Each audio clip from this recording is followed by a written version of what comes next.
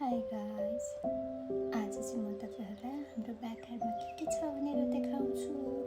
सबैले हेरेर साथ दिनुहोला। यहाँ चाहिँ हाम्रो रायोको साग छ, हेर्नुहोला क्या मजाले रायोको साग भएको छ। यो रायोको सागको चाहिँ स्टोरी पनि भन्छु म अहिले हजुरलाई लास्टमा। सबै रायोको साग हो। अनि त्यसपछि खुर्सानी छ, खुर्सानी पनि पाटरम्मै फलेको छ। मैले भिडियोमा देखाउँदैछु, हेर्नुहोला क्या मजाले खुर्सानी फलेको छ।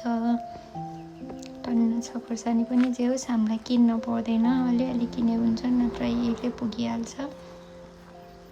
अनि त्यसपछि आएर यता पनि रायोको साग छ, हेर्नुहोला।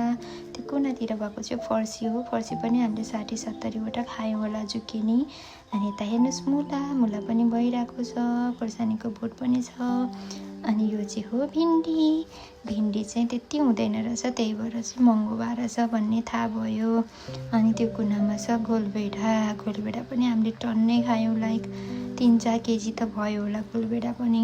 अनि यो आयो घिरौला पनि चिचिल्ला लागिरहेको छ। अब हप्ता 10 दिनमा खाने बेला हुन्छ यो घिरौला पनि। अनि त्यसपछि आउँछ तलपट्टि अर्को फर्सी पनि रोपेको छ है, तर त्यति भएको छैन फर्सी चाहिँ। अनि त्यो कुनाको पनि लटरम्मै छ खुर्सानी।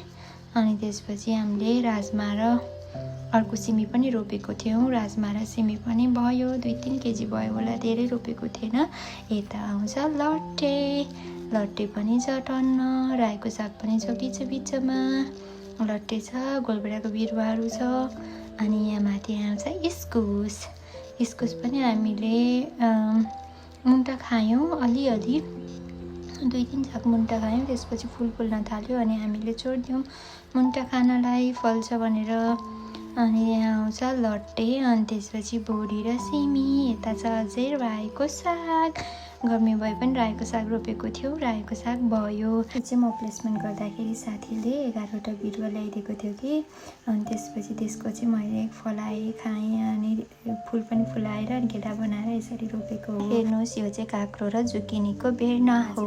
यति नै, thank you for watching, bye by.